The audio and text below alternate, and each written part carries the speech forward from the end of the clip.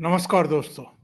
OCN network में आपका स्वागत है। एक दिन पहले यानी रविवार को असम के सोनितपुर में कुछ प्रदर्शनकारी जय श्री राम के नारे लगा रहे थे, प्रधानमंत्री नरेंद्र मोदी के नारे लगा रहे थे।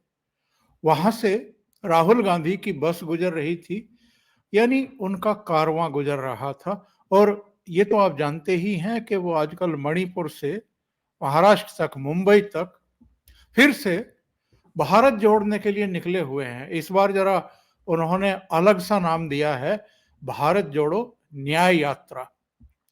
अब जब ये न्याय यात्रा शुरू हुई थी तब लगा था कि 2019 के चुनाव में कांग्रेस के साथ चूंकि इन 15 राज्यों में अन्याय हुआ था, एक तरीके का मतदाताओं की तरफ से अन्याय हुआ था। 355 में से कुल 14 सीटें आई थी, तो इसलिए न्याय मांगने निकले होंगे। लेकिन अब थोड़ा थोड़ा समझ में आ रहा है कि राहुल गांधी ये न्याय यात्रा के नाम पर जो कुछ कर रहे हैं, जो ड्रामा हो रहा है, जो तमाशा हो रहा है, जिस तरह के धरने और नारेबाजी हो रही है, जो जिद मारी कर रहे हैं, उसका मकसद एक्चुअल में था क्या और है क्या। ये अशांति पैदा करना चाहते हैं, गड़बड़ी पैदा करना चाहते हैं, टकराव पैदा करना चाहते हैं, या समाज में जो एक समरसता का माहौल दिखाई दे रहा है उसको बिगाड़ना चाहते हैं। क्योंकि मणिपुर को लेकर के इन्होंने जिस तरह के अभी तक बयान दिए हैं कि मणिपुर में आग लगा रखी है, किसने लगा रखी है, ये इनसे पूछा जाना चाहिए।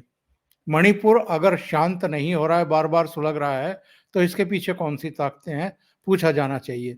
बहरहाल एक दिन पहले तो एक महाड्रामा देखने को मिला था, जब सोनितपुर से इनकी बस गुजर रही थी और कुछ राम भक्तों ने, जो अपने हाथ में भगवा झंडे लिए हुए थे, भारतीय जनता पार्टी के भी झंडे लिए हुए थे, और जिन्होंने जय श्री राम के नारे लगाए थे और प्रधानमंत्री नरेंद्र मोदी के नारे लगाए थे, तो राहुल गांधी शुरू में तो बस से ही उनको फ्लाइंग किस दे रहे थे, और बाद में वो नारेबाजी इनसे बर्दाश्त नहीं हुई तो ये बस से कूद पड़े थे। वो तो सुरक्षा कर्मी और कुछ इनके जो कार्यकर्ता नेता थे, उन्होंने सुरक्षा कारणों को देखते हुए कि कहीं कोई अपना काम ना कर जाए और फिर उसका ठीकरा भी ये असम सरकार पर, हिमंता बिस्वा सरकार पर और केंद्र की मोदी सरकार के सिर पर ठीकरा ना फोड़ दें, इसलिए उनको बस में चढ़ा दिया। लेकिन आज जब 22 जनवरी को अयोध्या में प्राण प्रतिष्ठा का समारोह हो रहा था, जिसमें देश विदेश से करीब 8,000 जानी मानी हस्तियां, पूरा साधु संत समाज और अलग अलग क्षेत्रों के जो जाने पहचाने चेहरे हैं वो उपस्थित थे। उनकी उपस्थिति में प्रधानमंत्री नरेंद्र मोदी ने जब रामलला की प्राण प्रतिष्ठा की गर्भगृह में, नव निर्मित भव्य और दिव्य मंदिर में, तो आप में से बहुत सारे लोग जानना चाहेंगे कि ऐसे समय ये ममता बनर्जी क्या कर रही थी, या उद्धव ठाकरे क्या कर रहे थे, या केजरीवाल या अखिलेश यादव क्या कर रहे थे, शरद पवार वगैरह क्या कर रहे थे, और राहुल गांधी आज क्या कर रहे थे।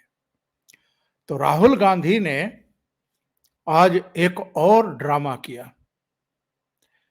वो शंकर देव के गांव जाना चाहते थे, उनके मंदिर में जाना चाहते थे।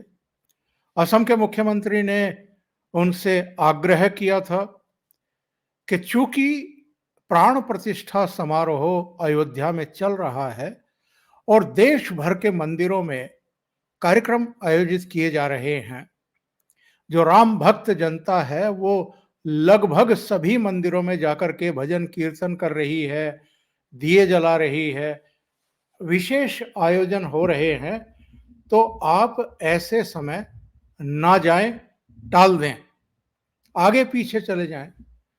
लेकिन राहुल गांधी नहीं माने और उनके नेताओं ने कहा कि कल रात तक तो हमारे पास इजाजत थी, आज ऐसा क्या हो गया कि हमें रोक दिया गया और मंदिर नहीं जाने दिया गया और उसके बाद ये अपने कार्यकर्ताओं के साथ सड़क पर बैठ गए और सड़क पर बैठ कर के इन्होंने वहीं भजन कीर्तन शुरू करवा दिया।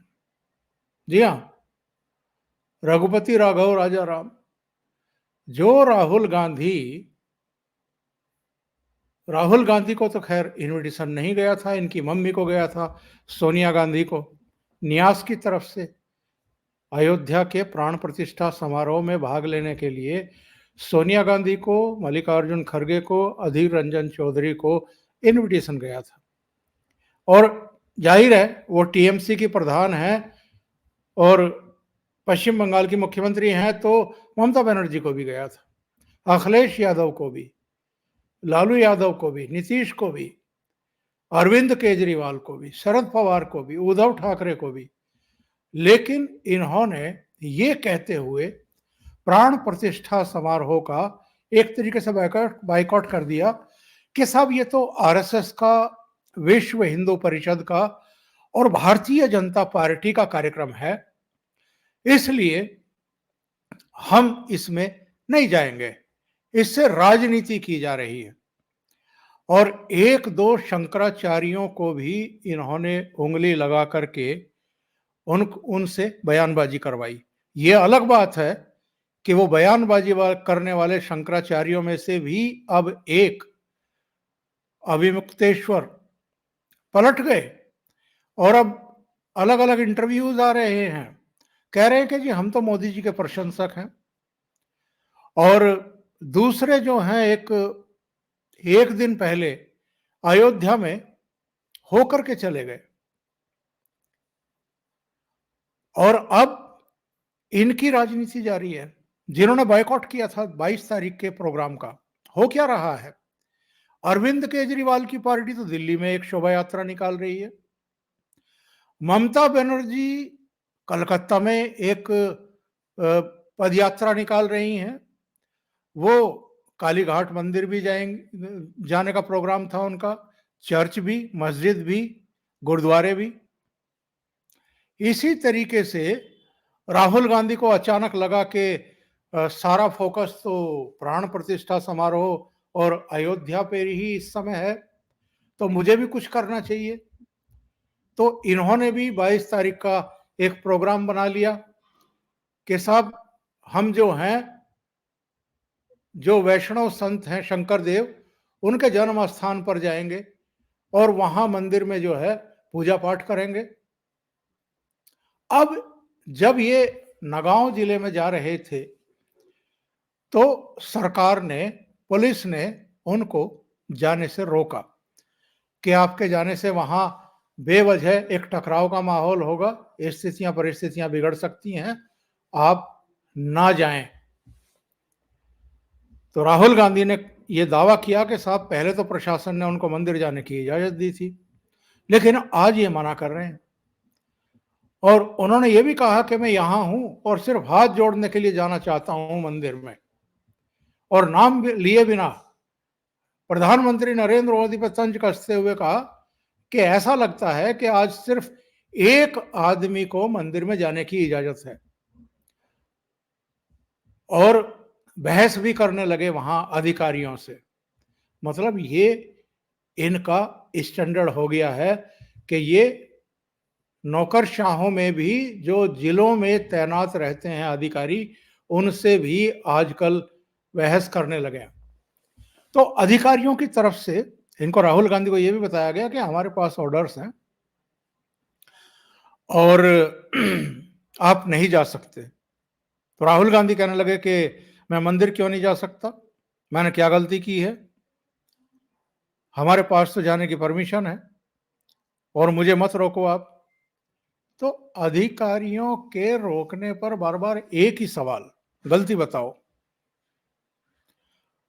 और प्रशासन ने राहुल गांधी को बरदोवा थाने जाने की इजाजत नहीं दी और इसके बाद ये उसी जगह बैठ गए। बैरिकेटिंग लगा करके इनको, इनके काफिले को रोकना पड़ा आप इससे अंदाजा लगाइए कि ये ठीक उसी दिन यानी 22 जनवरी को ही, जब अयोध्या में प्रधानमंत्री नरेंद्र मोदी से लेकर के संघ प्रमुख मोहन भागवत, उत्तर प्रदेश के मुख्यमंत्री, उत्तर प्रदेश की राज्यपाल, देश के जाने माने उद्योगपति, फिल्म इंडस्ट्री की जानी मानी हस्तियां, पूरा संत समाज और केवल वही 8,000 लोग अयोध्या में मौजूद नहीं थे, बल्कि टेलीविजन प्रसारणों के माध्यम से पूरा देश एक तरीके से अयोध्या से जुड़ा हुआ था। और दुनिया में भी जहां जहां भारतीय रह रहे हैं, जहां जहां भगवान राम के भक्त रह रहे हैं, वो सब इस क्षण की, इन पलों की बेसब्री से इंतजार कर रहे थे, उत्सुकता से भरे हुए थे। और जब प्रधानमंत्री नरेंद्र मोदी ने तय मुहूर्त के अनुसार प्राण प्रतिष्ठा का कार्यक्रम किया पूजा अर्चना के बीच, तो ऐसा कोई नहीं था जिसकी पलकें नम ना हो, भीगी हुई ना हो। और मुझे तो ये बताते हुए भी हर्ष हो रहा है कि जिस तरीके का भाषण उत्तर प्रदेश के मुख्यमंत्री ने दिया, जिस तरह के विचार मोहन भागवत ने रखे, खुद प्रधानमंत्री नरेंद्र मोदी ने रखे, वो तमाम तरह की राजनीति से परे थे, ऊपर थे। उन्होंने राष्ट्र निर्माण की बात की। उन्होंने कहा कि यहां से नए भारत का निर्माण हमें करना है और अगले 1000 वर्ष में कैसा भारत होना चाहिए, इस दिशा में हमें आगे बढ़ना है।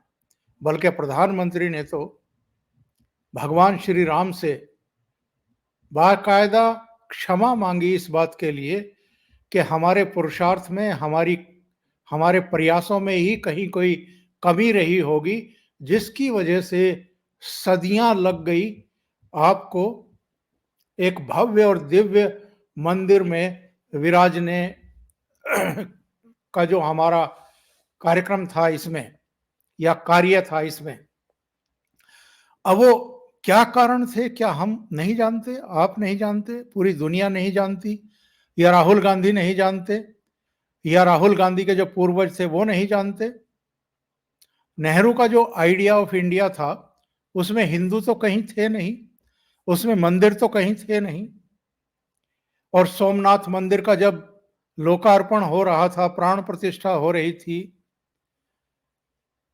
तब भी राहुल गांधी के पड़नाना का रुख क्या था नेहरू का, क्या अब पूरा भारत जान नहीं चुका है?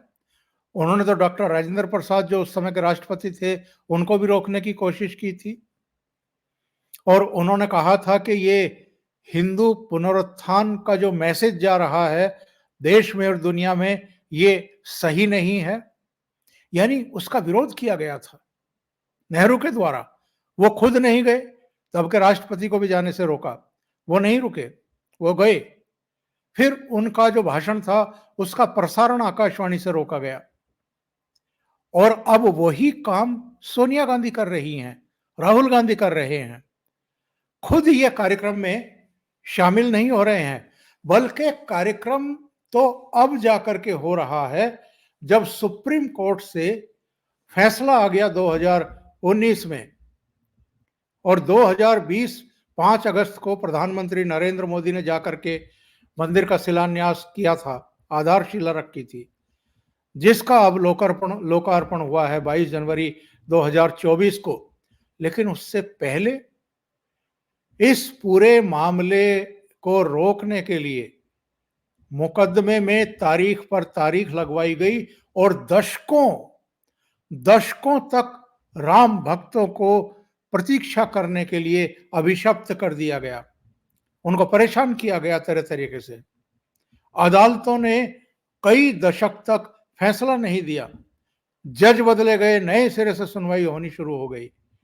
और जब कोई बात बनती दिखाई देती थी तो कोई नई प्ली लेकर के जो है अदालत के सामने पहुंच जाते थे। आज अगर इतनी प्रतीक्षा के बाद रामलला विराजमान हुए हैं भव्य और दिव्य मंदिर में और उनकी प्राण प्रतिष्ठा हुई है, तो उस दिन का भी इन लोगों ने न केवल बायकॉट किया, बल्कि 22 जनवरी को फिर जगह-जगह कोई शोभा यात्रा अपने तरीके से निकाल रहा है, कोई पद यात्रा कर रहा है, कोई सड़क पर धरना देकर के बैठ रहा है, कोई मंदिर में जाने का स्वांग कर रहा है, पाखंड रच रहा है कि असम में हैं अगर पद यात्रा के दौरान, तो चलिए असम के ही संत शंकर देव महाराज की मंदिर में जाकर के हम भजन कीर्तन का एक उपक्रम करते हैं, प्रहसन करते हैं। लेकिन जनता ये चीजें देखती है और समझती है। एक दिन पहले मैंने बताया था कि किस तरीके से इन्होंने असम में बस से कूद पड़े थे ये जो जय श्री राम के नारे लगा रहे थे और भगवा ध्वज लेकर के प्रधानमंत्री नरेंद्र मोदी के पक्ष में भी नारे लगा रहे थे। तो राहुल गांधी बर्दाश्त नहीं कर पाए, बस से नीचे कूद पड़े, भीड़ में कूद पड़े, उनको धक्के देने लगे कि इनको हटाइए यहां से। वो तो सुरक्षा कर्मियों ने और इनके कुछ नेताओं ने उनको धकिया करके वापस बस में चढ़ाया, क्योंकि ऐसे समय कोई कुछ भी कर सकता है। और फिर आप ठीकरा फोड़िए राज्य की हिमंता विश्वा शर्मा सरकार पर भी और केंद्र सरकार पर भी। और आज भी जब प्राण प्रतिष्ठा हो रही थी तो फिर ये सड़क पर धरना दे करके बैठ गए। अभी के लिए इतना ही। बहुत बहुत धन्यवाद। अगर आपको ये चैनल और इसके कंटेंट पसंद आ रहे हैं तो लाइक करें, कमेंट करें, वीडियो को शेयर भी करें। अभी तक अगर आपने ये चैनल सब्सक्राइब नहीं किया है तो सब्सक्राइब कर लें और साथ में लगे बेल आइकॉन को दबाना ना भूलें, ताकि आगे आने वाले वीडियो और उनके नोटिफिकेशन आप तक पहुंचते रहें। बहुत बहुत धन्यवाद। नमस्कार।